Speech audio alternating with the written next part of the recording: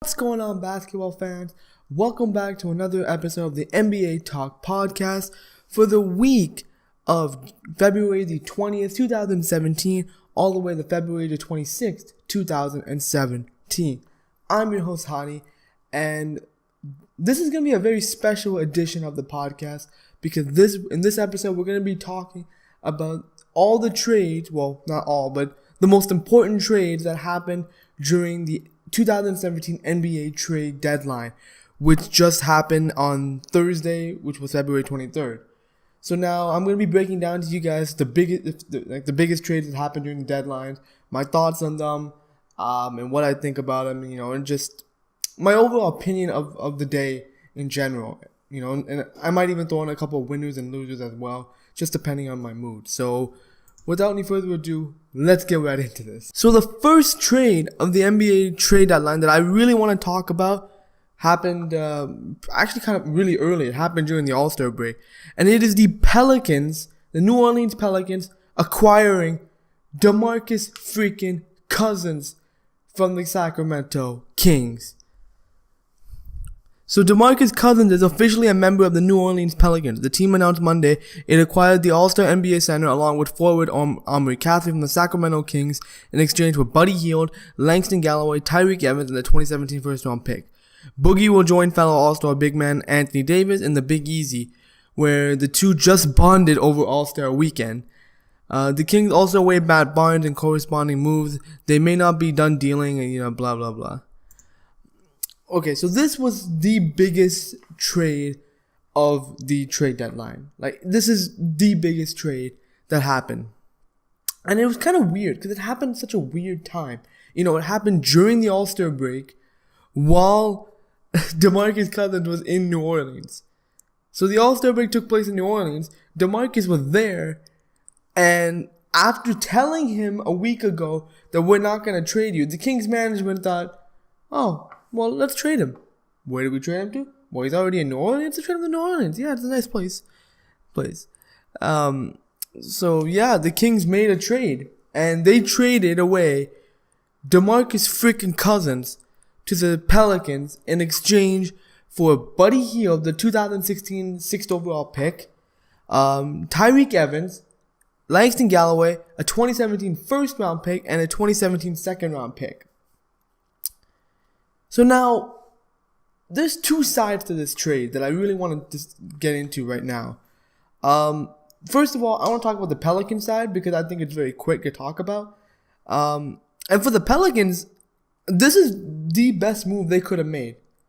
Honestly, this is the greatest move this team has made since drafting Anthony Davis. I mean, this has been amazing for this team. The Pelicans, their main goal heading into the trade deadline was to get Anthony Davis some help. Anthony Davis is their star player, their all-star, and they want to keep him happy. They don't want what happened to Chris Paul happen to Anthony Davis, where, manager doesn't get any players, they're not consistently winning, and, Anthony Davis might get frustrated and end up leaving. So they don't want that to happen. So what did they do? They went out and tried to land another star. And who did they get? Arguably the best big man in basketball, DeMarcus Cousins, to pair with him. And I mean, seriously, this is honestly one of the best front court combinations in the NBA right now, period.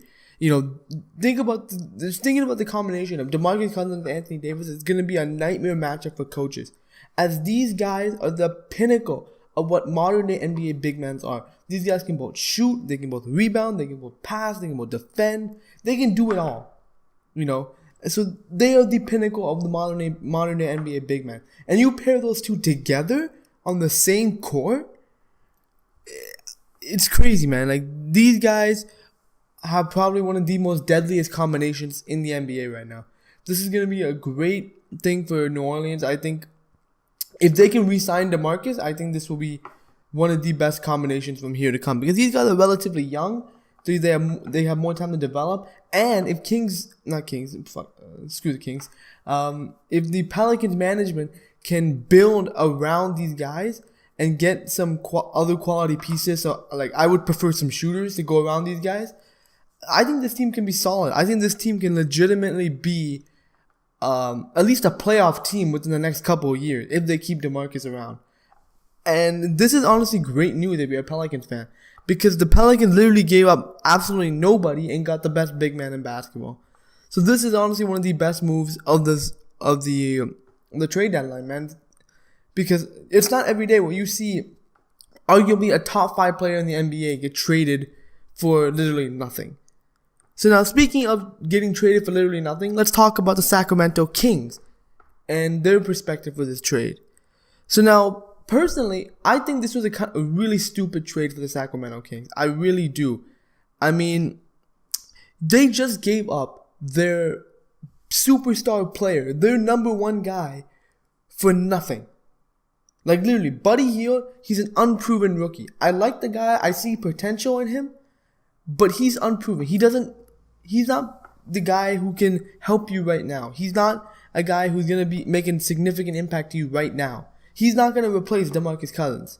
I'm sorry. Nobody can replace 27 and 11 points and 11 rebounds a night. Nobody can do that. And Buddy Hield is definitely not that guy. So you got an unproven rookie. You got Tyreke Evans, who's injury prone as hell. I'm sorry. Tyreke Evans, ever since he blew out those knees, he has never been the same player since he was during his rookie season. It's just pure fact. He's never been that guy. And you brought that guy in, who potentially may not be, he's not the same guy anymore.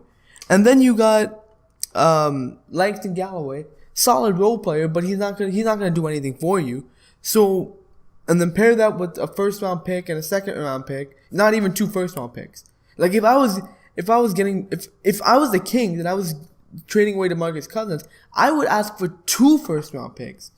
2 first round picks, and then I'd ask for maybe a prospect or a superstar in return. Like that would be my offer. That would be my requirement to get DeMarcus Cousins. Otherwise, I wouldn't trade him.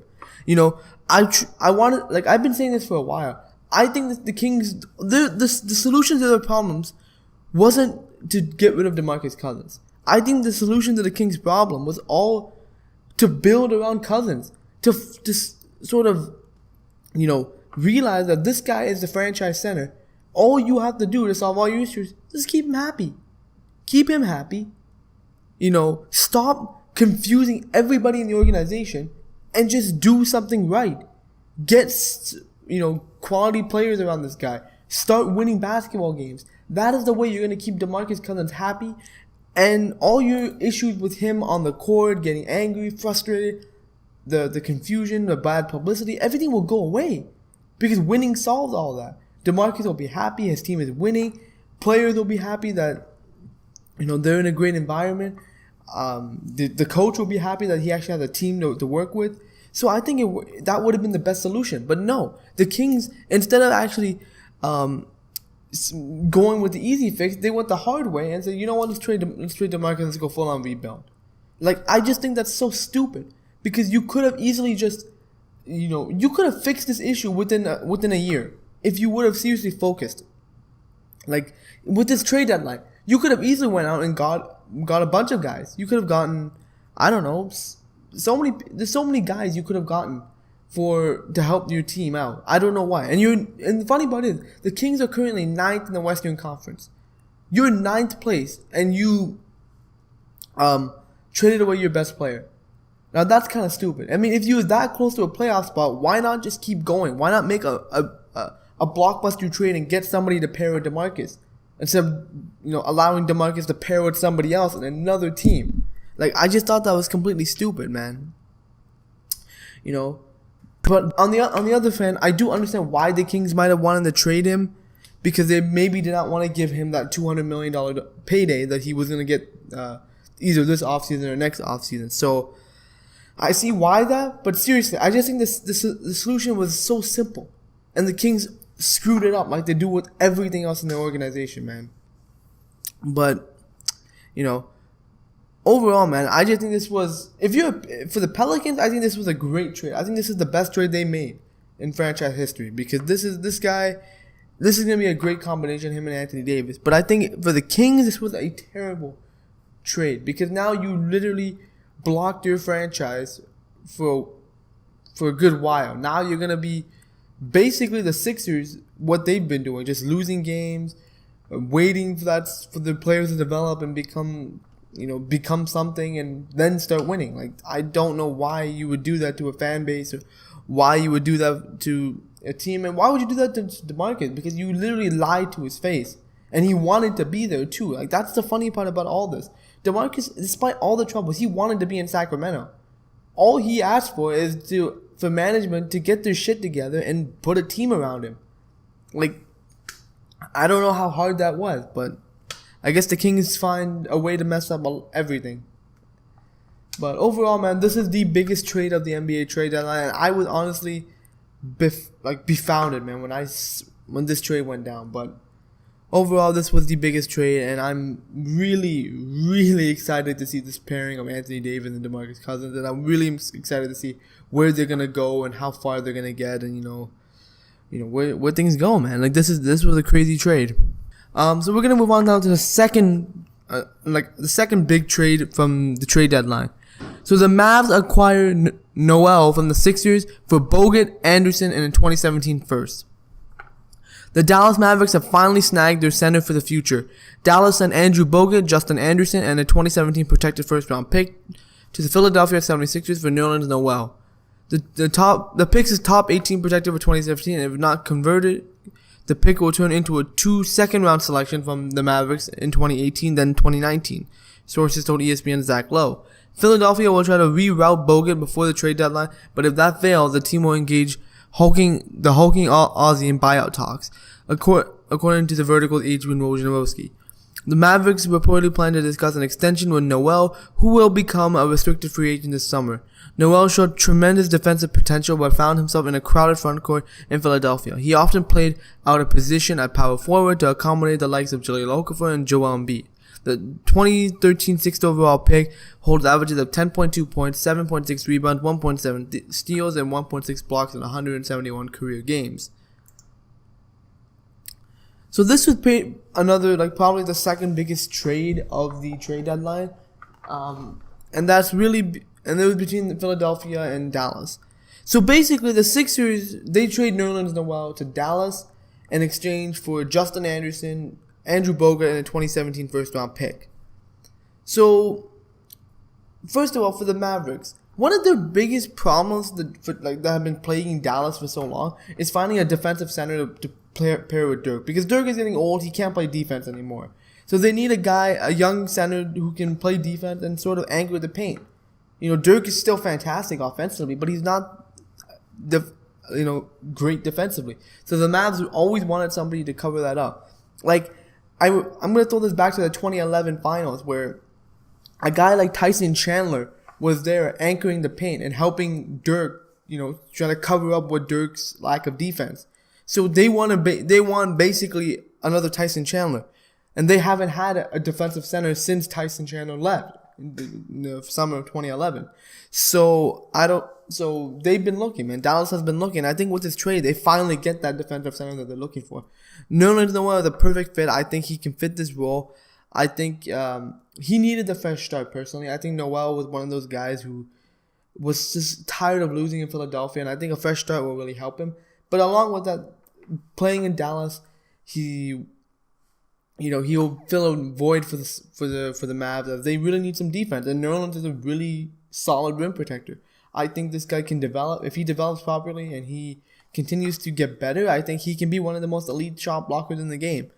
But, I just think this is a great, move for Dallas. This was probably a low risk move, because if anything, he's still a free agent this summer. So if anything, you don't have to keep him. You're not handcuffed with Nerlens Noel. But I think it was a great move. I think it was a great sort of attempt to try to get a fit and try to get that guy you've been looking for all along.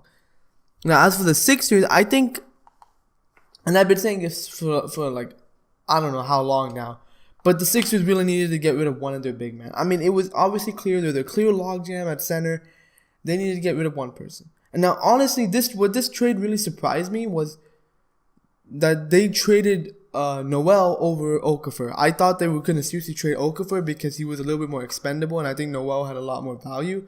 But then again, I just think that they traded Noel because I think that return was higher for Noel than it was for Okafor. So I think that was the reason for that. But,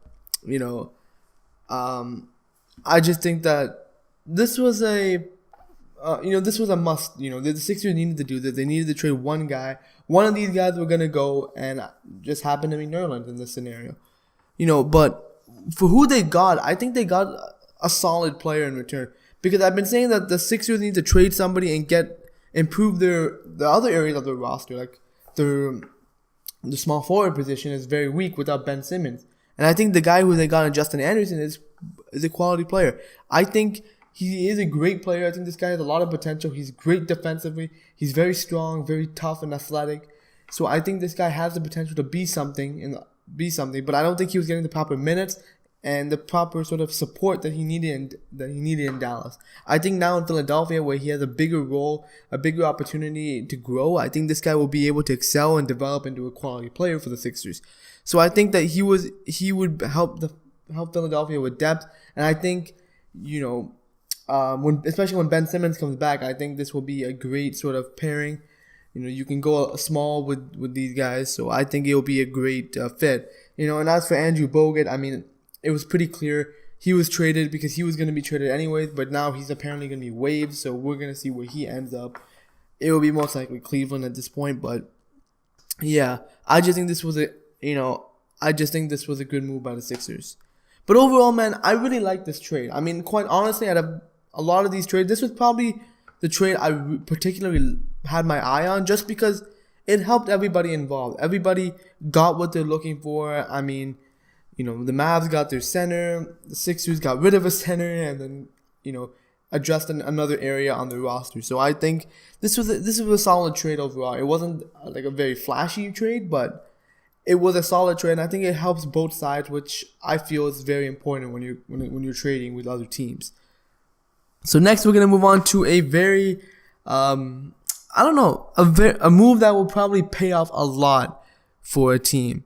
And this is involving the Houston Rockets and how they acquire Lou Williams from the Lakers. It didn't take long for Magic Johnson to make his first move as the president of the Los Angeles Lakers. Their team is finalizing a trade to send veteran guard Lou Williams to Houston in exchange for Corey Brewer and a first-round draft pick. Johnson took over as team president Tuesday afternoon and said the majority of calls he's fielded from other clubs were about Williams. Other teams are reportedly interested in the former Sixth Man of the Year. Services included Charlotte Hornets, Utah Jazz, and Washington Wizards. The Rockets apparently won the bidding war with Brewer and the pick, which is believed to be an unprotected first-rounder in June's draft. That's a good move. Williams leads the Lakers in scoring with 18.6 points per game, 3.2 assists, while shooting 44.4% from the field and 38.6% from long range in his 12th season. He's due $7 million next year. The 30-year-old will give the third-place Rockets even more firepower off the bench and coach Mike D'Antoni's free-flowing, fast-paced offense. The team already features Sixth Man of the Year contender Eric Gordon, who won the three-point shootout this past weekend in New Orleans. Meanwhile, Brewer is averaging 4.2 points and 2 boards in 16 minutes per game. He has a year left on his deal and is owed $7.6 million in 2017-18. So this was another major trade that happened, and it was a trade between the Houston Rockets and the Los Angeles Lakers. Now, and basically the trade was Lou Williams going to Houston, Corey Brewer, and a unprotected first-round draft pick, by the way, going to the Lakers. Now for Houston, this was an amazing trade. I mean, I think this was a great trade for Houston because Corey Brewer wasn't giving you anything. I think Corey Brewer was one of those guys. He wasn't producing for you. He was only averaging 4 points a game. He wasn't giving you guys any help. And like I say, for a lot of teams who don't make a lot of trades, like if a guy's not helping you, why is he on your bench? Why is he on your payroll? And I think Brewer is one of those guys who really just became expendable because he wasn't producing for you. And I think that because he wasn't producing, he wasn't valuable to you anymore. So there was no point in keeping him. So the Rockets decided that, we're going to trade him. And who did they acquire? They got Lou Williams. Now, Lou Williams is a great addition because now it's another shooter to pair with James Harden. And Lou is clearly one of the best scorers in the NBA. And having that off your bench paired with Eric Gordon and potentially a lineup that involves James Harden, that is a crazy lineup. These guys have the green light to let it fly. And it's going to be a great free-flowing offense. I mean, this is a great combination. I mean, we already saw a glimpse of that when the Rockets played the Pelicans, just a couple of days ago. And Lou Williams lit up. He shot 7 threes and, scored 27 points in his debut with the Rockets. So it just shows that good things are to come for Houston, man. This was a fantastic trade, and it's already paying dividends for Houston, man. And quite honestly, and this is just going a little bit off topic here, but I think if I had to choose a team that can probably compete with the Warriors right now in the Western Conference, I would put Houston on my list. Because Houston may not be the best team defensively, but they are the best team to beat the Warriors at their own game. And if that makes sense. Because, the Warriors shoot a lot of threes, and that's one of their biggest weapons, where they shoot threes, they move the ball and whatnot. But the thing about Houston is they can do the exact same thing. They hit threes, they shoot a lot of threes, they pass a lot and get a lot of threes, and they're quick offense and whatnot. So I think Houston could actually beat Golden State at their game. I think they can do it. I really think this team can outplay Golden State at their own game. And I'm really, hoping that would happen. I really want to see this Houston team succeed because I'm loving what they're doing right now. This team has a lot of potential, and I'm hoping they can live up to it. But this was a great trade for Houston overall. Now, as for the Lakers, they are under new management, which we just mentioned the name is Magic Johnson now. But we're going to be talking about that in a little bit because I'll end off with that. So now the Lakers are realizing that we need to improve the roster, man. Like, the old management wasn't doing anything with the roster. But however, they're in a tough situation. The Lakers are really in a tough spot right now, as the Sixers own their pick if it falls out of the top 3. Now, this is one of those things where you have those lottery protected picks and whatnot. Like, this was it's one of those trades, one of those picks. But so now the Lakers were kind of like, okay, well, if our pick fall out of the top 3, we don't get our pick.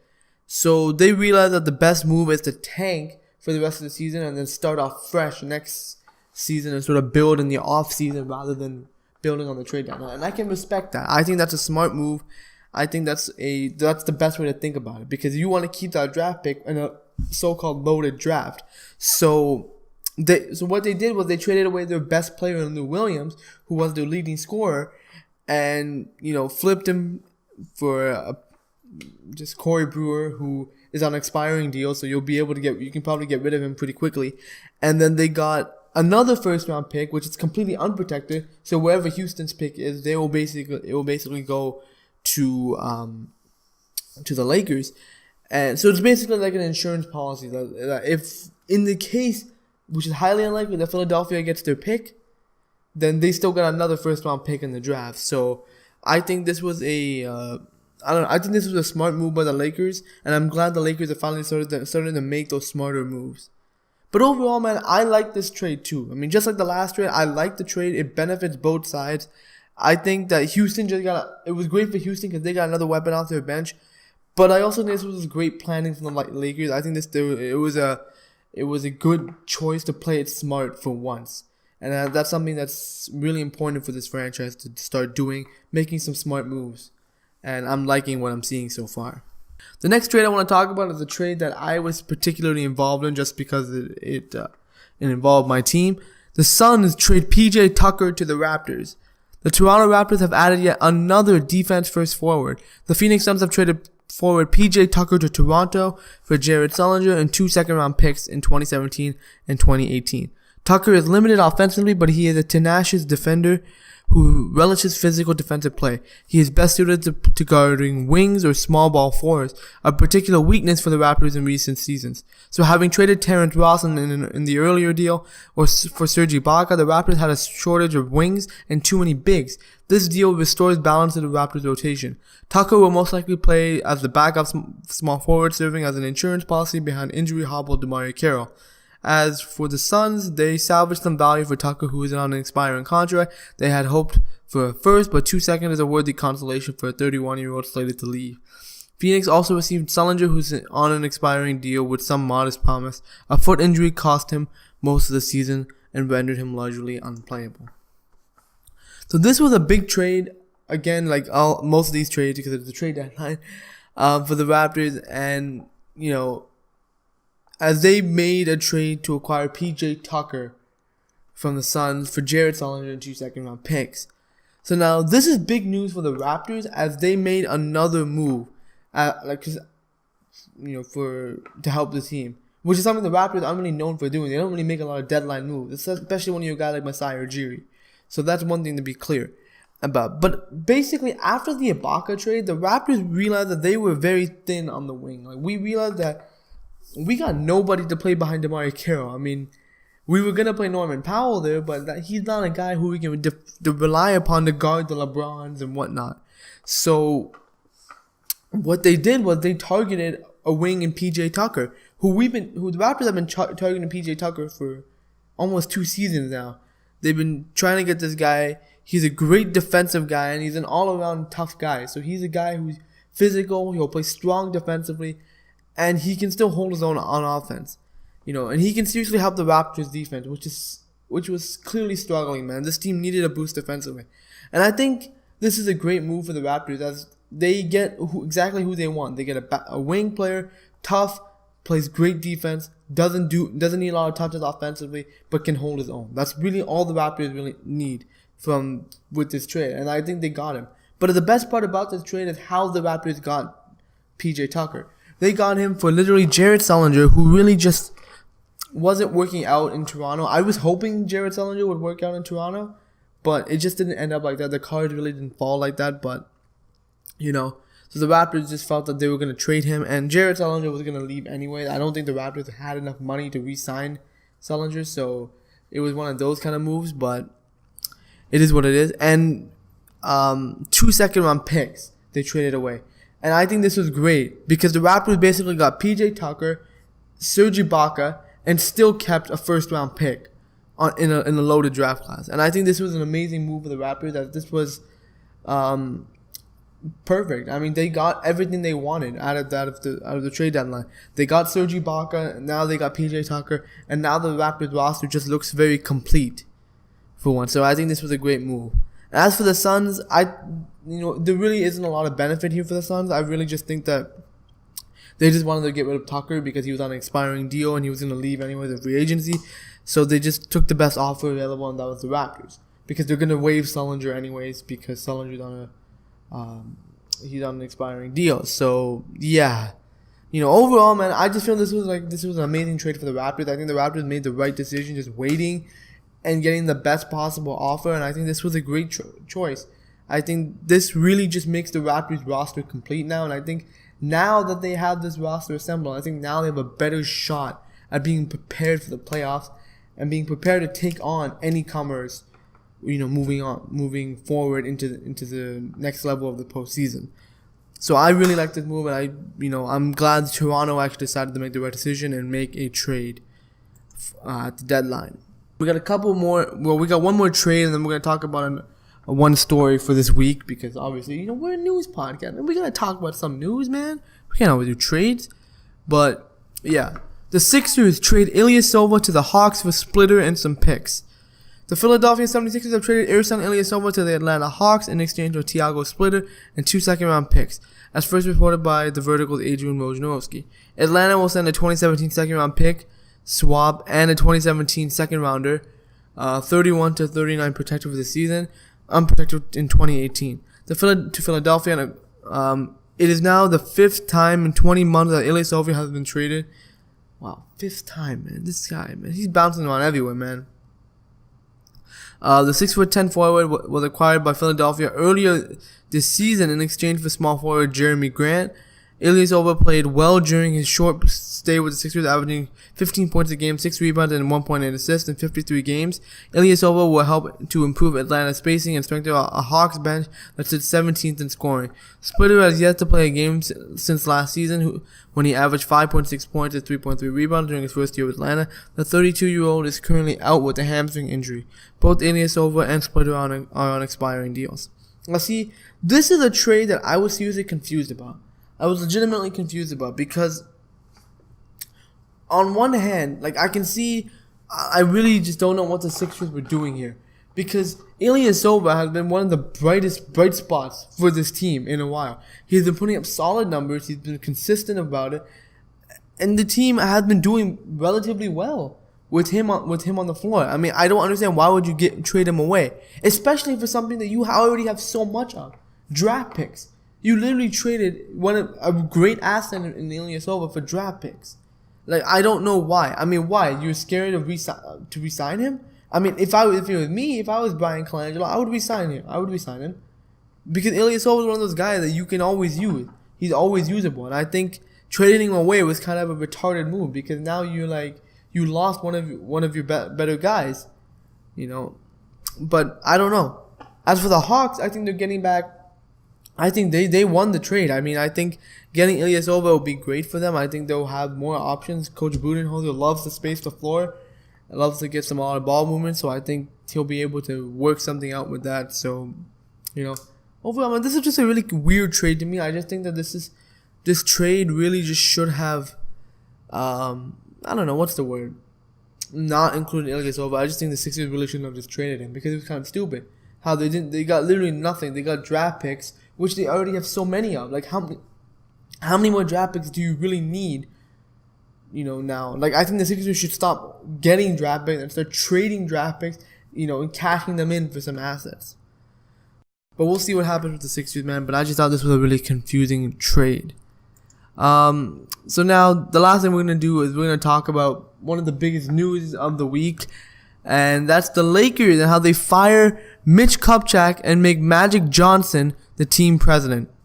The Los Angeles Lakers once again belong to Earvin Magic Johnson. The team announced significant changes to its leadership structure Tuesday. Most notably, Johnson will serve as president of basketball operations and report directly to co-owner Jeannie Buss. As a result, longtime general manager Mitch Kupchak was relieved of his duties, while Jim Buss, brother of Jeannie, is no longer executive vice president of basketball operations. Today, I took a series of actions I believe will return to the Lakers to the heights Dr. Jerry Buss demanded and our fans rightly expect, Jeannie said in a press release. Effective immediately, Earvin Johnson will be in charge of all basketball operations and will report directly to me. Our search for a new general manager to work with Earvin and Coach Luke Walton is well underway, and we hope to announce a new general manager in short order. Together, Earvin and Luke and a new general manager will establish the foundation for the next generation of Los Angeles Lakers greatness. Johnson was announced as an advisor to Jeannie early February. Jim apparently wasn't told a move was coming and said he hoped to work alongside the Hall of Famer. I'm taking Magic at face value that he's here to help, Jim told Ramona Shelburne of ESPN. He's one of the greatest basketball players of all time. Who wouldn't value his opinion? I'm excited to work with Magic for years to come. However, after delivering unsatisfactory results over the last 4 years, Jeannie wrested the reins away from her brother and placed them in Johnson's hands, as she made it clear Tuesday. I took these actions today to achieve one goal. Everyone associated with the Lakers will now be pulling in the same direction, the direction established by Earvin and myself. We are determined to get back to competing to win NBA championships again.